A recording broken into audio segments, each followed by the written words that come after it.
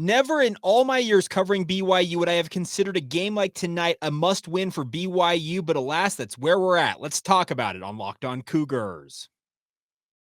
You are Locked On Cougars, your daily podcast on the BYU Cougars, part of the Locked On Podcast Network, your team every day.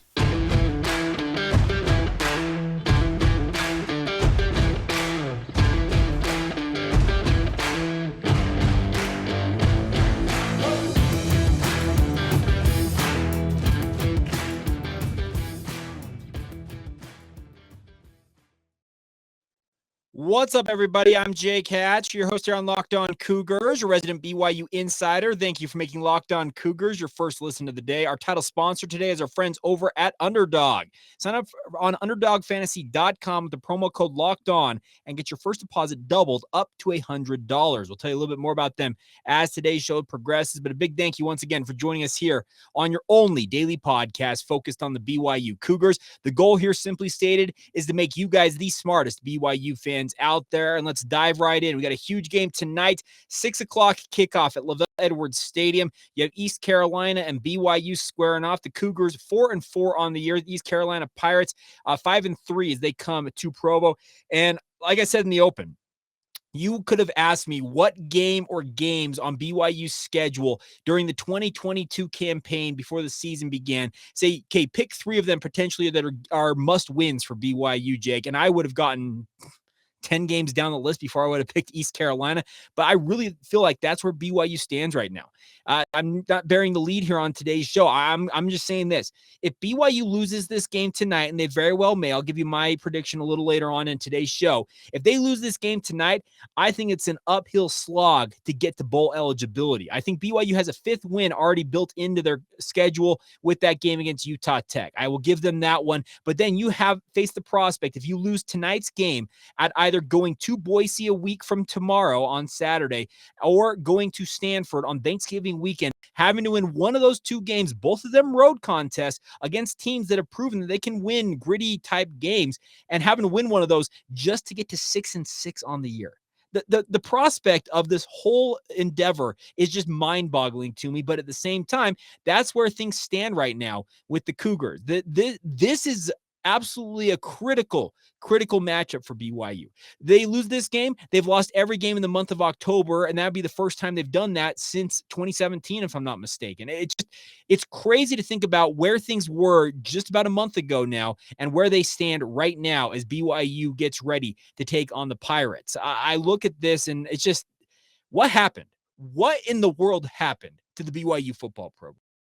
I said all offseason long that I was bullish on BYU football. I was as big a proponent of the Cougars as anybody out there, and I'll own that. I thought this was a program that had the mental fortitude, the overall talent base. They'd recruited well. They had the dogs to go out and get the job done.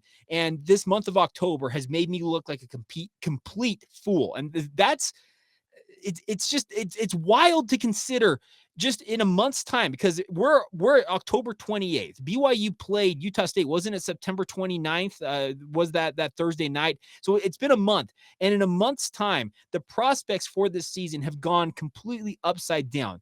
Think about it. A month ago, BYU was 4-1. Yes, they had struggled through two games against both Wyoming and Utah State, kind of portending what was to come here in the month of October, but they were 4-1. They were nationally ranked. We're thinking, okay, they just keep struggling through this. They're going to figure it out at some point, and they're going to roll their way to 9-3, 10-2, 11-1, maybe. That was where things stood. And now I'm talking about BYU. If they lose tonight's game, they could struggle to even get to 6-6. It's absolutely wild how different this season feels in just 30 days roughly time. And it's baffling. It is truly baffling to consider where things stand for BYU. We'll get to more of the specifics of what you need to know about East Carolina here in just a moment. But I think the bigger thing is this is a game that BYU needs to go out there no matter how they do it. You just need to win a football game. You need to get some confidence injected back into this program. Everything, and I mean everything has gone wrong. Players have been out of alignment. Schemes have not lined up well. Tackling has been abysmal on the defensive side of the football. The offense last week just felt like they went into a hole that they couldn't crawl out of, and they just absolutely they kind of fell into the lack of the lack of confidence hole that the BYU defense has been in for the better part of a month, and they fell into that hole against Liberty last week. They are getting absolutely punked on all sides right now when it comes to football. So no matter what happens in tonight's game, I don't care how it comes. I don't care if a guy like Max Tooley has to get 3 pick sixes.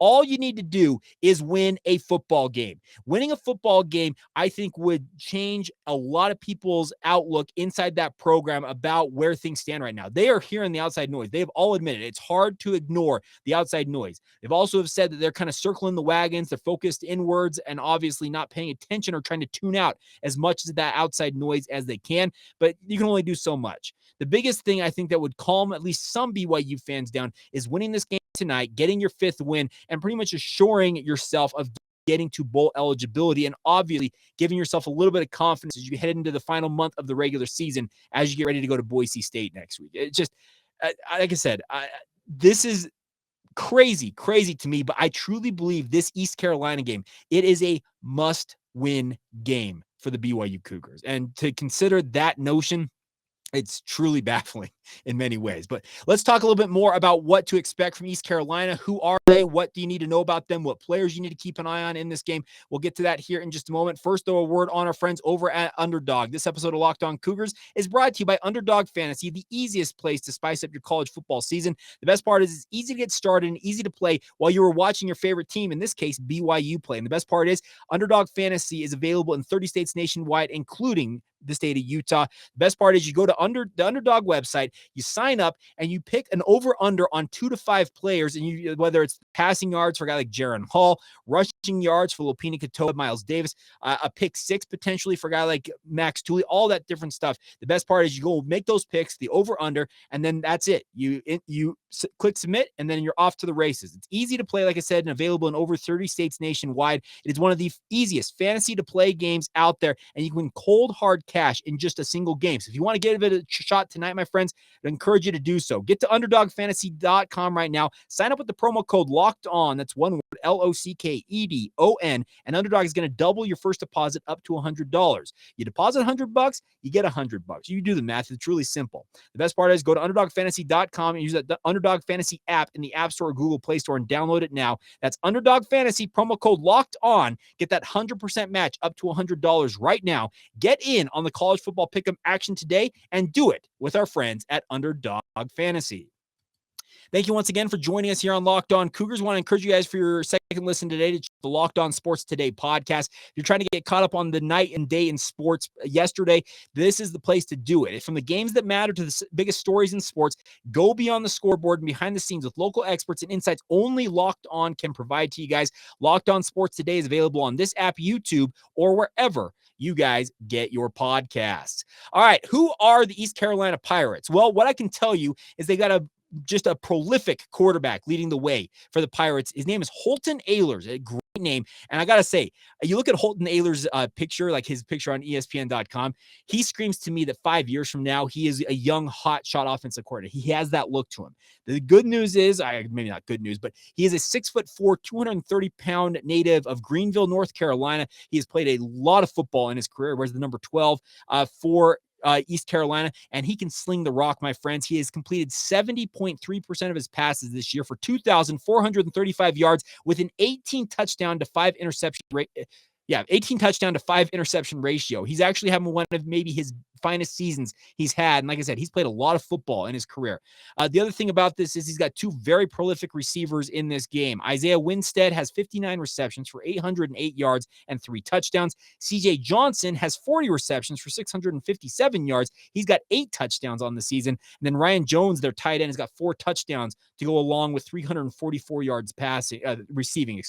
So they are very, very prolific passing offense, but do not ignore the rushing attack. Keaton Mitchell, their star running back, he's got 101 attempts for 687 yards. That is a healthy average of 6.8 yards per carry. He also has 8 touchdowns on the year. Rajai Davis also has 5 touchdowns, and then and Holton Ahlers himself has 3 rushing touchdowns on the season. So this is an offense, folks, that frankly, it terrifies me. As a guy who covers BYU, this is maybe one of the worst offenses to be facing.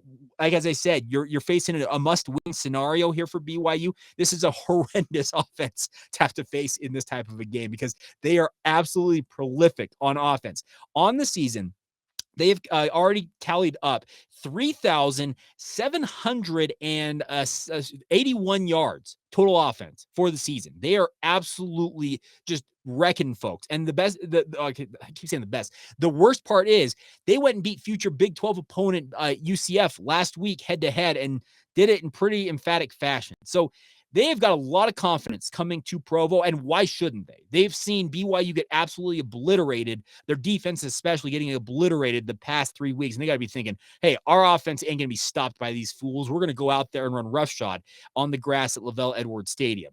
Now, obviously, there's going to be it's going to be colder temperatures tonight. It's going to dip into the 40s. They're also coming from sea level to 4,600 feet in elevation, so those two things could play a role in this game, but at the same time, I thought the same thing about a program like Arkansas. And how much trouble did Arkansas have in Provo? None. That's the thing about this is I keep saying this is a must win for BYU. A lot of the things looking at this terrify me, just frankly, about the chance BYU has to win this football game. But like I said, all that really matters is go out there and find a win. The defense obviously is going to be under it. It feels like this could be a game where BYU's offense has got to regain some of that mojo they had against the likes of Arkansas, and they make it a shootout. You got to win in a shootout type format. And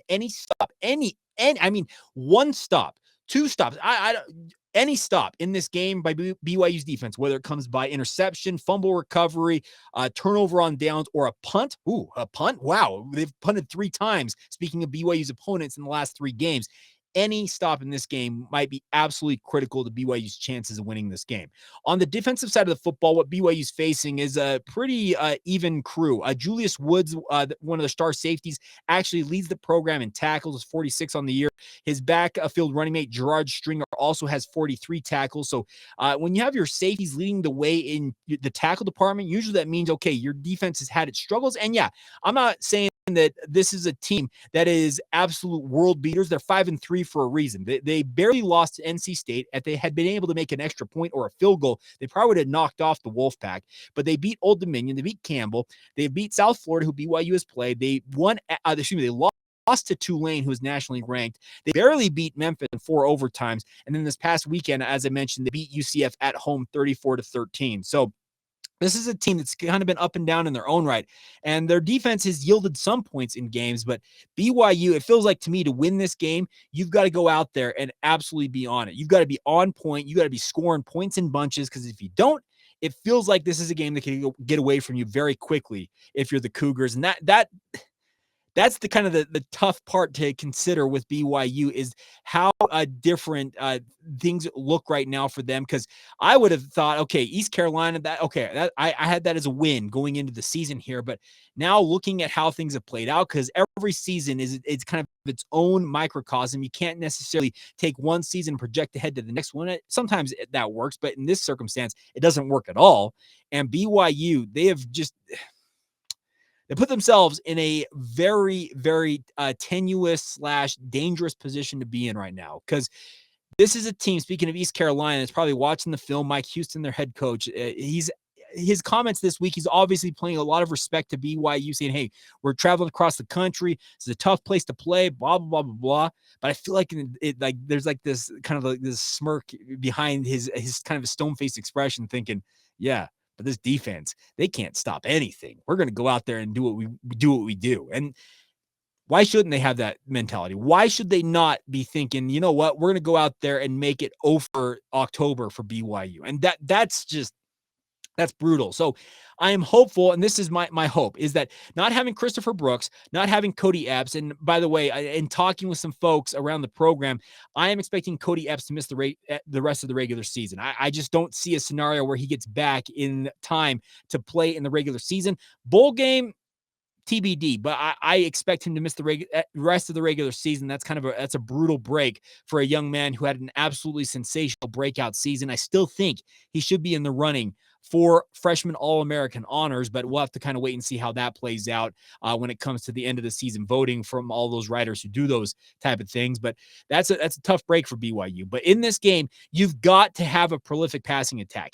Get the ball to Puka Nacua. Get the ball to Chase Roberts. I don't know on Gunnar Romney's status. I would hope he plays, but TBD on him. Get the ball to Keanu Hill. Let Braden Cosper run a little bit. Get the ball out of there. Jaron Hall, I thought he got a little ding in that game against Liberty and started sailing his passes high. I'm expecting with another week of rest and obviously getting treatment on that arm, he's still slinging the rock. The hope is he's a little more on point in this game, and the receivers have better success getting off of man coverage in this game against East Carolina, because you can guarantee East Carolina watched that tape against Liberty and said, okay, Liberty locked these dudes up outside of Puka Nacua. Go lock everybody else up, and we'll just take our chances with number 12 over there. And taking your chances with Puka Nacua, that seems like a pick your poison type deal, but at the same time, this is going to be a critical game for BYU.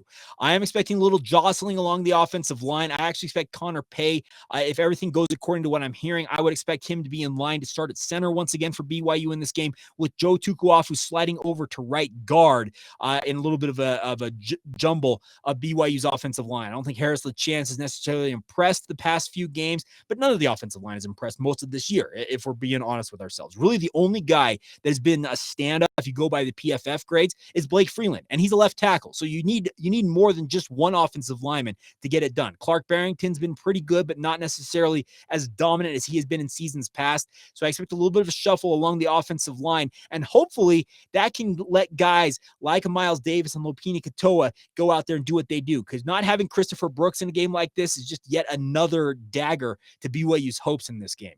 You're going to probably start, I would imagine that Lopini Katoa takes the first snap. I can see Miles Davis getting it, but regardless, whoever gets that first snap, I think their carries will be very, very equal in a matchup like this. But you've got to get some production in the run game. If you run for over 150 yards in this game, and I know that sounds like just a crazy high number, I'd actually really like BYU's chances of winning if they can accomplish that number. Now, do I have the faith that they can accomplish that number?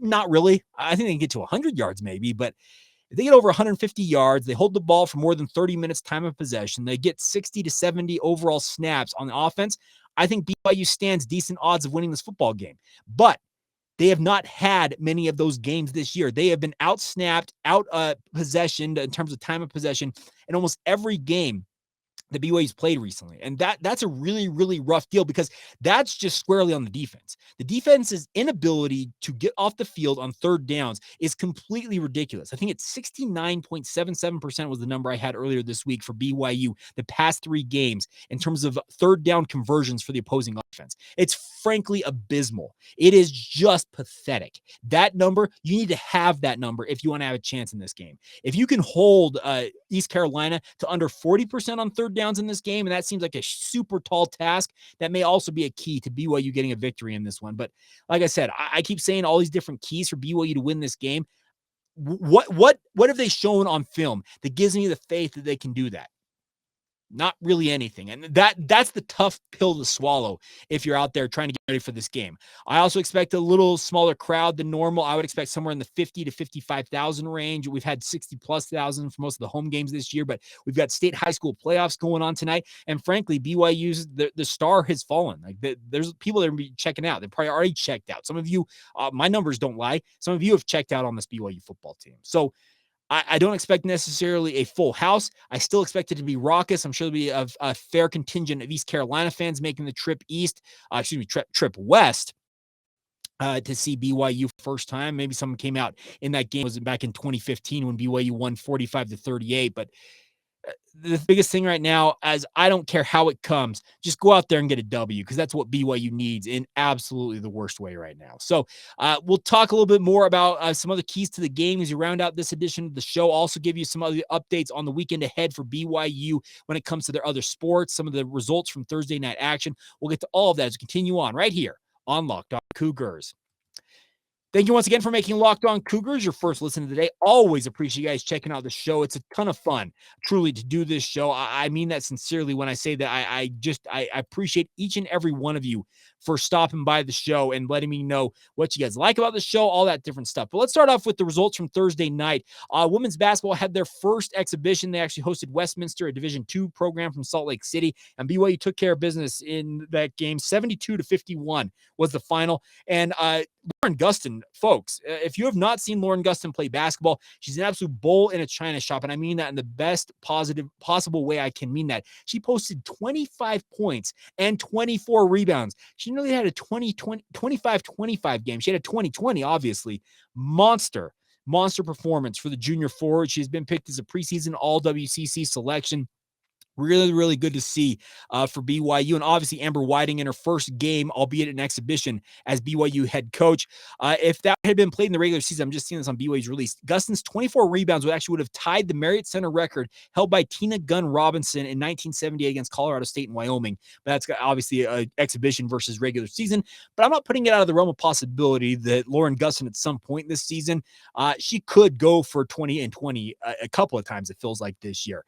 Women's volleyball got a huge win, sweeping Gonzaga in straight sets, 3-0 in that one. So huge win for BYU on their home court for beating the Bulldogs there in West Coast Conference action, keeping themselves alive in the West Coast Conference race. Coming up this weekend, today actually, this is going to be happening this morning, 10 a.m. Pacific time, it's 11 a.m. Mountain time, the WCC conference championships in men's and women's cross country. The women's team, not necessarily as dominant as they have been in previous seasons, looking to capture another WCC crown. Meanwhile, the men's team, ranked number 2 in the country once again this year, expected to win the West Coast Conference title, and they'll be doing that at Fernhill Park. That is taking place. I have no idea where it's actually. Where's Fernhill Park? I don't know, but it's taking place today. So best of luck to both the men's and women's cross country teams in that matchup. And then once again tonight, the football program in action, 6:00 on ESPN2 if you want to tune into that. Tomorrow, women's volleyball is going to be hosting Portland. That's at 1:00 Mountain Time at the Smith Fieldhouse. It will be on BYU TV. And also women's soccer